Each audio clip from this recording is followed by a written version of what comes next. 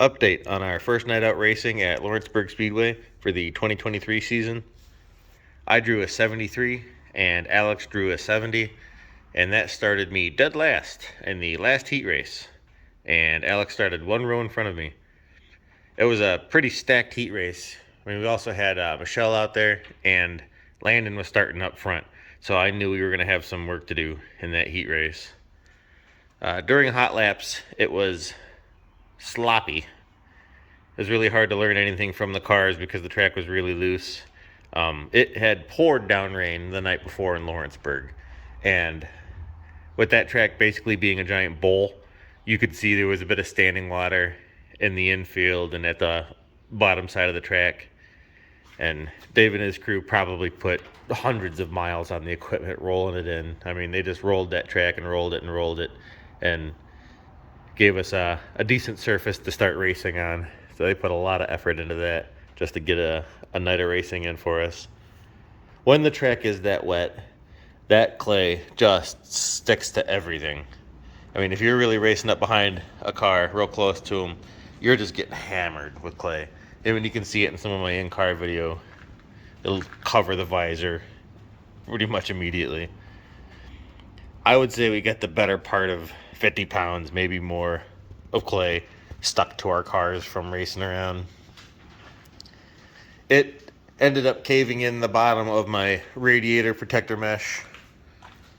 It's happened before, but this thing's about had it. This is just a screen door pet protector type of thing to keep your dogs from going through the screen door. It's not the most robust thing in the world, but it's been working all right for us for a couple of years now, but it's definitely time to upgrade. It was so heavy out there that it just killed the bottom portion of my bumper. To be fair, this bumper was mostly drift stitches and zip ties, but it was definitely heavy out there. In my heat race, I was kind of pulling my punches initially. I have learned that the first heat race of the season is kind of a smart time to pull your punches because you don't know if any of the cars around you are brand new and untested, or if it's a new driver, or whatever the case may be. All kinds of crazy stuff can happen in that first corner. So I was a little light on the throttle, and I was kind of sticking to the low line, which, as we know, was very, very wet down there. And the best thing in a race car for a really wet and heavy track is a bunch of torque, and a bunch of torque comes out of a big motor. And spoiler alert, but I do not have a big motor in this car. This is a stock 2.2 bottom end that genuinely came from the junkyard. So as far as I know, it could have 300,000 miles on it. I mean, I freshened everything up and put gaskets and stuff in it, but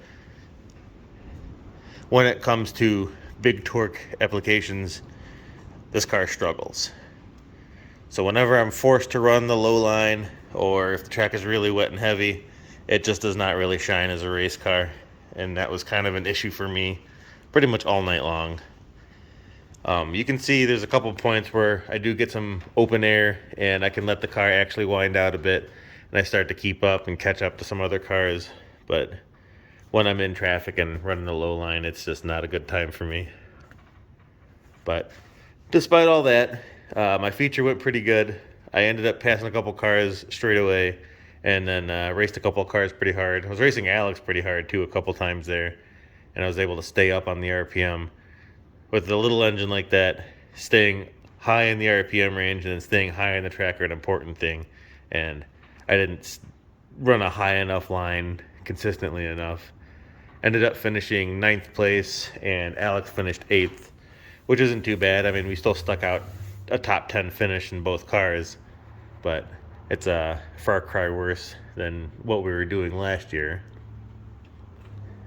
But it's still early in the season, so it's hard to draw any conclusions from that, or based on what the track conditions were like, because we can get dry slick and it'll be a whole different environment. It was pretty interesting in the pits. Got to meet a lot of new people back there, and it was cool seeing some people that watched the videos and were coming up saying, "Hey, I watch you on YouTube," which is kind of a weird thing for me to hear because I don't consider this to be a very huge channel or anything. So I really appreciate the support from everyone. We're genuinely a pretty small operation here. I mean, we've built all the 3 cars that you can see here. We've built them from the ground up, every nut and bolt on it. The very first car we raced, Alex bought as a race car, and actually the door from that car is up there. That was the car that Alex rolled last year. But we do everything ourselves. I mean, we try to keep this as cheap as possible because I don't really want to invest hundreds of thousands of dollars to a car where the class pays $100-something bucks every night to win. I want this to be fun and affordable. And so far we're doing a pretty good job of that, I would say. Maybe a little more effort some weeks keeping the cars going than I would like to put out, but it is what it is. And I'm still having fun. It hasn't pissed me off enough to quit, so there's that. But overall, a pretty good first night racing at Lawrenceburg. No damage to the cars other than the radiator mesh, which I have a project here this week to make new radiator protectors out of this expanded steel that I have here. Kind of borrowing the idea from the Yusts. They have a pretty cool setup in their car, and I'm gonna kind of design something similar to that, and probably throw some more zip ties in my car, and should be ready to race next week. Hopefully I get a better draw, and it did feel really weird not being in the redraw or not having to go across the scales all night. It was very unusual for me. So hopefully we can turn this around. Once I'm confident that this car is good enough to run the rest of this season, I'll probably jump back onto the new car build and make a couple more videos regarding that. But that's pretty much that. See you in the next one.